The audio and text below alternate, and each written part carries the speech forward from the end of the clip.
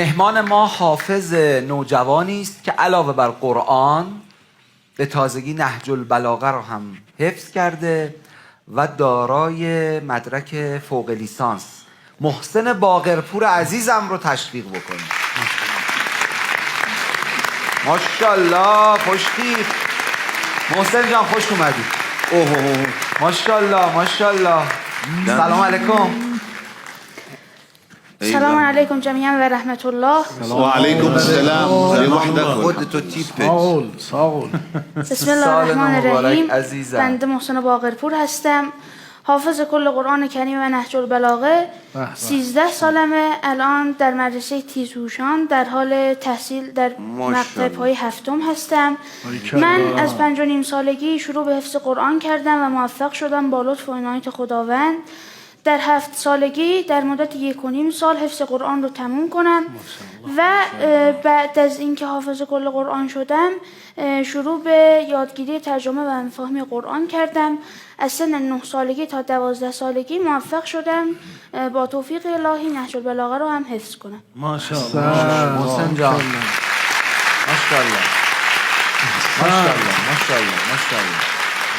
یه نکته آقا رسالت چندین بار گفته، من اینجا تاکید میکنم در مورد فوق لیسانس حافظا فکر بد نکنید، فکر رانت نکنید، فکر پارتی بازی نکنید. هر کی میتونه بیاد بگیره. آره هر کی میتونه برای بیاد بگیره. این امتیاز ویژه‌ای نیست. آره ضمن اینکه بعد امتحانم بدن یعنی چند بله. من آقا با باور میگم که از کنکور سخت‌تره. ولی که من همیشه این نکته شما تو 10 شدن خیلی کنکور خوب سخت‌تره، خیلی سخته. بپرسین دیگه آقا بپرسین. یه سوال میپرسم. خب بله. شما اول آیه تو اون صفحه رو بگو، آیه هایی که تو اون صفحه هست. ترتیب های آیه رو؟ آره. بله. میگی؟ بله. بسم الله الرحمن الرحیم. و ما كنت بجانب الغربی. صفحه 367 سوره شعراء داره 227 آیه هست. صفحه سمت راست قرار داره. اول صفحه طاسیم میم، آخر صفحه و فعلت کلتی، جزء 19 حالا سرایه های صفحه طاسیم میم تلك آیات لعلک ان نشاء وما یاتیهم فقد كذبوا اولم يروا ان في ذلك وان ربك واذ نادى الله اکبر. ماشاءالله. چجوری اینجوری اصلا یه جور چی گفتم؟ چجوری اینجوری یه جوری واقعا چجوری اینجوری چجوری میشه که اینجوری میشه که اونجوری چجوری اینجوری یه جوری شد. سوال میپرسین بازم یا نه آقایون؟ اصلا چجوری لذت ببرید، دوست داریم بپرسیم. من سوال نهج البلاغه دارم. آقا محسن خوبی به وجود؟ مرسی. الان استرس نداری؟ نه اصلا. یک کلامی هست در نهج البلاغه انقدر این کلام زیباست که خود سید رضی ذوق زده شده، گفته اگر نهج البلاغه نداشت الا همین کلام بس بود برای نهج البلاغه. تو کجاست؟ تو حکمت هاست، تو خطبه هاست، تو کجاست؟ اوایلشو بخون. این سوال خیلی دیگه سوال سخت. خود سید رضی هم نمیتونه جواب بده. توی حکمت هاست، حکمت 150. آفرین. ما که نمیدونیم تشکیل میکنیم. بخونه آقا موافقی؟ اوایلشو بخونه. بخون محسن جان بخون. قال علي عليه السلام لا تكن ممن يرجو الآخرة بغير العمل ويرجي التوبة بطول العمل يقول في الدنيا بقول الزاهدين ويعمل فيها بعمل الراغبين. ترجمه‌شم بگم؟ ترجمه‌شم بگو. امام علی علیه السلام در پند یکی از یاران خود می‌فرمایند مانند کسی مباش که بدون عمل صالح به آخرت امیدوار است و با آرزوهای طولانی توبه را به تأخیر می‌اندازد.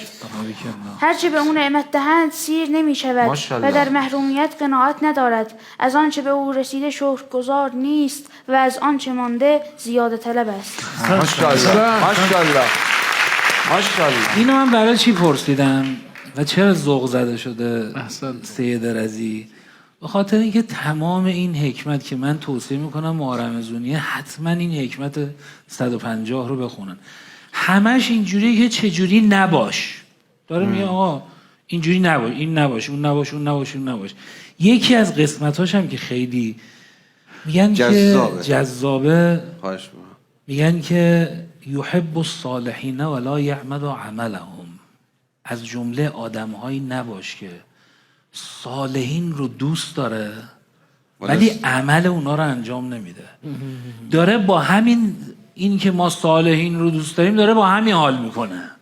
نه، ما اگه صالحین رو دوست داریم، خوبان رو دوست داریم، ائمه رو دوست داریم، بیا پایینتر علما رو دوست داریم، آقا بهجت رو دوست داریم، علامه طباطبایی، اینا الگوان. میگه از جمله آدم‌هایی نباش که یحب الصالحین ولا یعمل عملهم، اصلا دنبال عمل کردن نیست، فقط دنبال اینه که آقا من دوست دارم، عشقی دلی.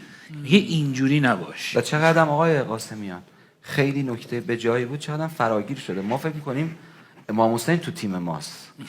آقا این دوست داشتنه باید یه راهی پیش پای تو بذاره. نعم اجر العاملین. آره اینجوری نیست، باید جلو بری. آقای بوزنی تا حالا فکر کردی اگه حاج آقا نبود این برنامه بی‌مزه بود؟ واقعا به خدا قسم.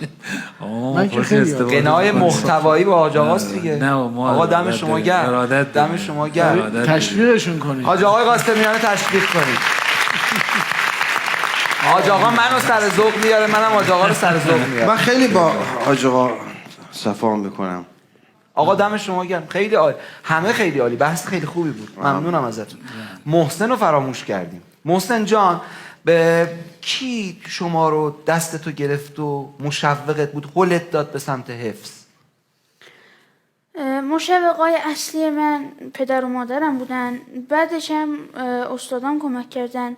حالا اینکه چجوری این جرقه اتفاق افتاد که من بیام به سمت قرآن، من چون پدرم مداح هم هستن، ماشاءالله، توی ماشین معمولا وقتی رفت و آمد میکنیم نوحه گوش میدیم، نوحه ترکی، نوحه مداح استان خودمون.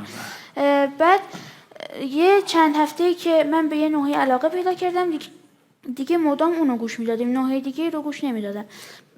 بعد یه مدتی حدود چند هفته من یه قسمت زیادی از اون نوحه رو حفظ شدم، همینطوری با گوش دادن بهش بدون هیچ تمرینی، فقط گوش دادن. Kapısın çimata zehra adına Vırılar muhre tevella adına Kim ezasinde gelüp sine vurar Kheyre mekdemuna mehdi buyurar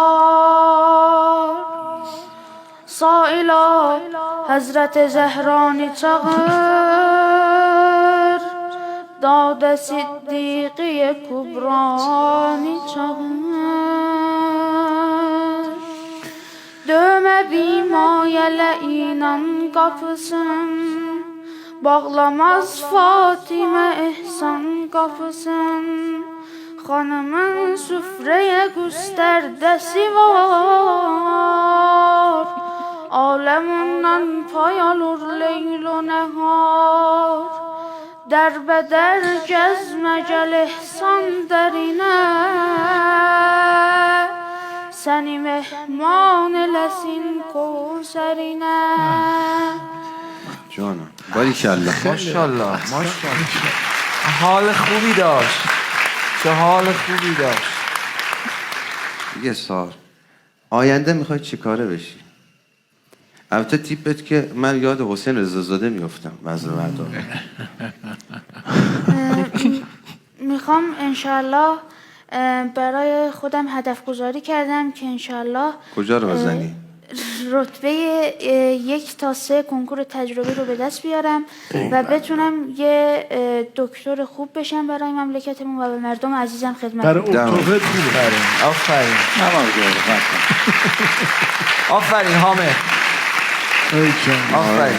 آره خیلی دوست داشتم بدونم با این حافظه اولی هم رتبه 1 1 میشی. با این حافظه. مرسی، ممنون، لطف داری. انشالله. ممنونم ازت. استاد قربونت برم الهی. مرسی.